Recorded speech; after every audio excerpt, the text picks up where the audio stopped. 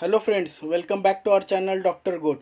आज हम बकरों में आने वाली एक जानलेवा बीमारी यानी पीपीआर के बारे में जानकारी देंगे।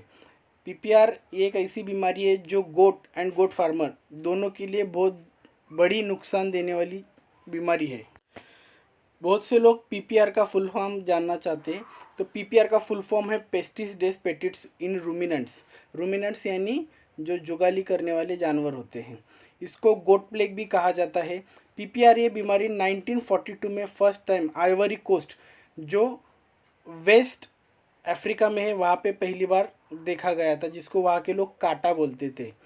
और पीपीआर ये बीमारी जो वर्ल्ड हेल्थ ऑर्गेनाइजेशन है, वर्ल्ड एनिमल हेल्थ ऑर्गेनाइजेशन, उसके कैटेगरी ए में आते हैं, जिसमें उसमें जो बीमारी आती है वो बहुत ज़्यादा फाइनेंशियल लॉस देने वाली बीमारियाँ होती है और जल्दी स्प्रेड होने वाली बीमारियाँ होती है।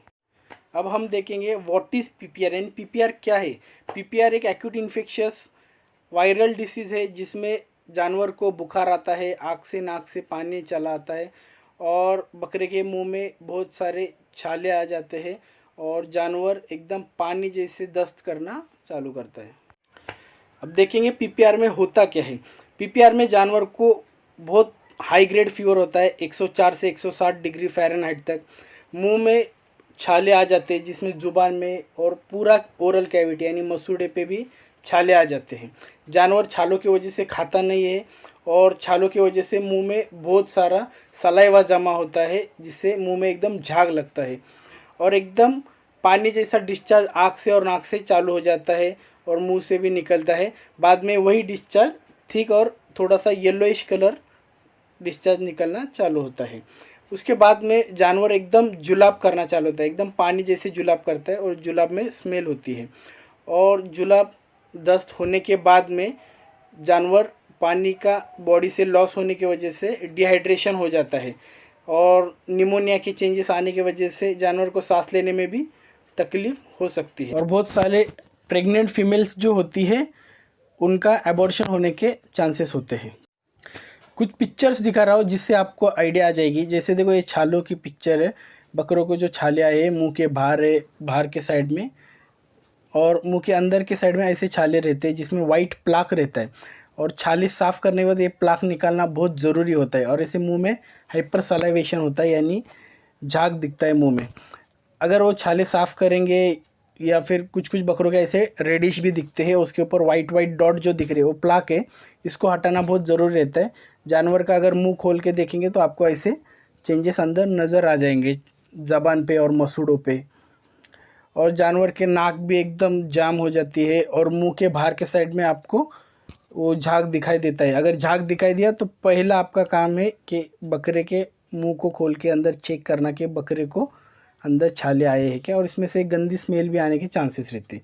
जानवर एकदम पानी जैसे जुलाब करता है और तो पीछे का हिस्सा ऐसा गंदा हो जाता है जिसको साफ़ करना है बहुत ज़रूर होता है, नहीं तो कीड़े पड़ सकते हैं।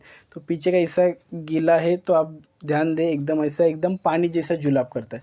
ये जो मैं पिक्चर पोस्ट किया हूँ इसको देख के आप समझ सकते हैं कि एकदम पानी जैसे एकदम पतला दस्त करता है जानवर। उसके वजह से जानवर को डिहाइड्रेशन हो जाता है, पानी की कमी हो जाती है बॉडी में। जैसे कि आप जानते हैं सब लोग कि पीपीआर बहुत जल्दी फैलता है। तो ये कैसे फैलता है वो देखेंगे कि जो आँखों के डिस्चार्ज होते हैं, नाक के, मुंह के, वो और जो जानवर खांसी करता है, न्यूमोनिया वगैरह हो जाए तो खांसी करता है, ये जो एक्सक्रीशन रहते हैं उसके कांटेक्ट में अगर दूसरा जानवर आ जाए तो ये एक से दूसरे को फैलने के चांसेस रहते हैं। या फिर जानवर के अगर क्लोज कांटेक्ट में दूसरा जानवर है या उसका कफिंग या स्नीजिंग यानी सर्दी खांसी के कांटेक्ट में अगर दूसरा जानवर आता है रेस्पिरेटरी एरोसोल में, तो एक जानवर से दूसरे जानवर को होने के चांसेस ज़्यादा रहते हैं। अब हम देखेंगे प्रिवेंशन यानी इस बीमारी से हमारे जानवर को बचाया कैसे जा सकता है। देखो, ये बीमारी फैलने से बचाने के लिए सबसे मेन इलाज है कि वैक्सीनेशन।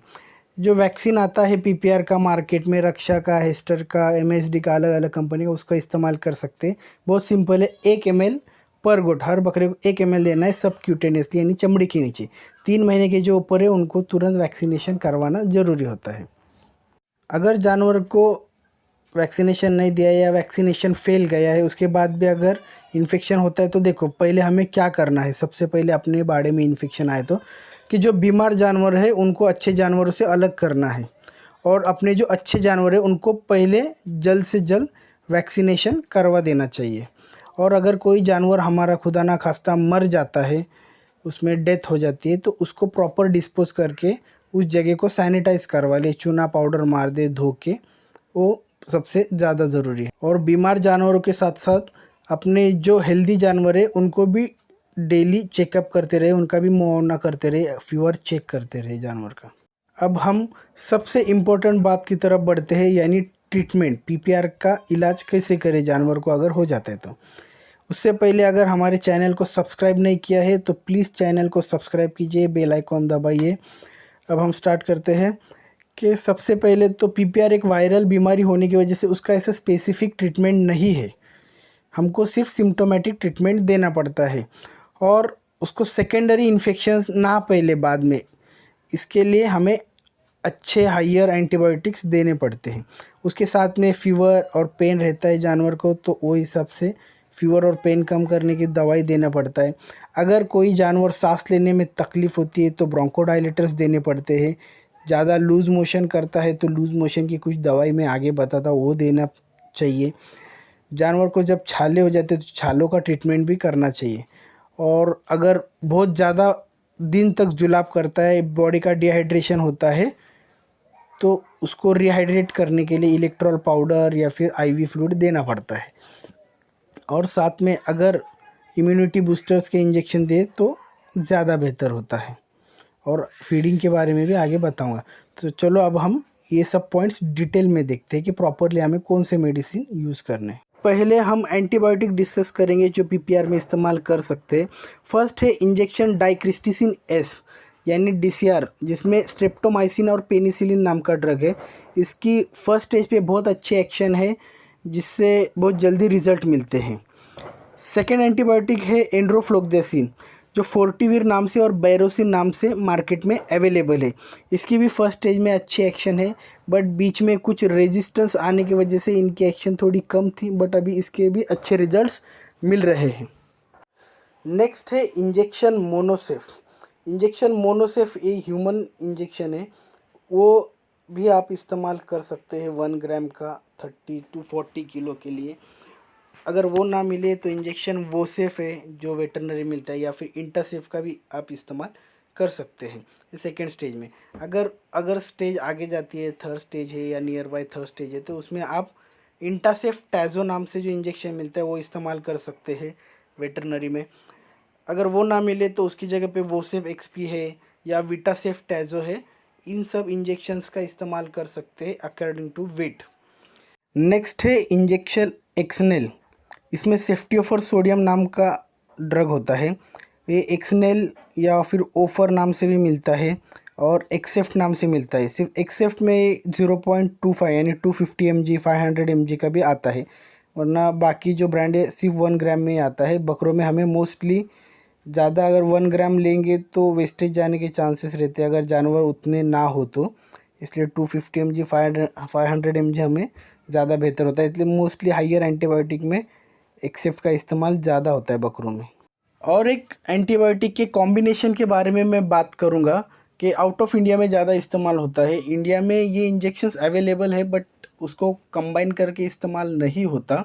वो इंजेक्शन जेंटावेट यानी जेंटामाइसिन एंड टाइलोसिन, जो वेंटाइसिन नाम से भी ब्रांड मिलता है। तो इसका जो कॉम्बिनेशन है ये आउट ऑफ इंडिया बहुत अच्छे से इस्तेमाल होता है पीपीआर में।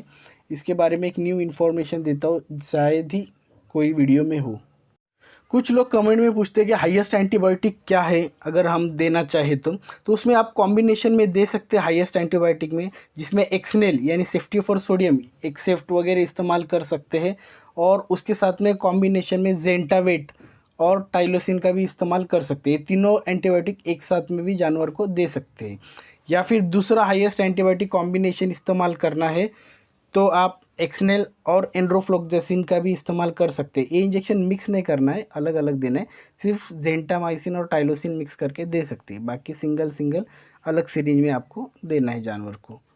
अभी ये सब जो एंटीबायोटिक्स बताया हो इनमें से कोई भी एक एंटीबायोटिक इस्तेमाल करना है, या फिर जो कॉम्बिनेशंस मैंने बताया हो उसका इस्तेमाल कर सकते हैं अगर ज़्यादा सीरियस है बकरा। तो अब हम देखेंगे एंटीपायरेटिक्स एंड एनाल्जेसिक यानी दर्द और बुखार की दवाई, जिसमें अगर जिसको इंजेक्शन देना आता हो तो इंजेक्शन नियोप्रोफेन 30 किलो को 1 ml या मेग्लोडाइन 40 से 50 किलो के लिए 1 ml दे सकते हैं, या फिर आप निमोवेट और मेलोनेक्स प्लस इंजेक्शन का भी इस्तेमाल कर सकते हैं।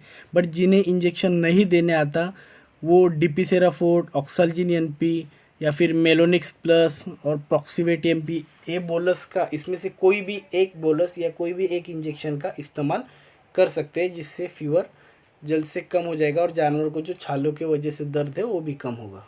अब हम देखेंगे लूज़ मोशन के लिए कि क्योंकि जानवर को एकदम पानी जैसे दस्त होते तो उसमें हमें वेटफर टीएल नाम की बोलस है उसका इस्तेमाल करना होता है।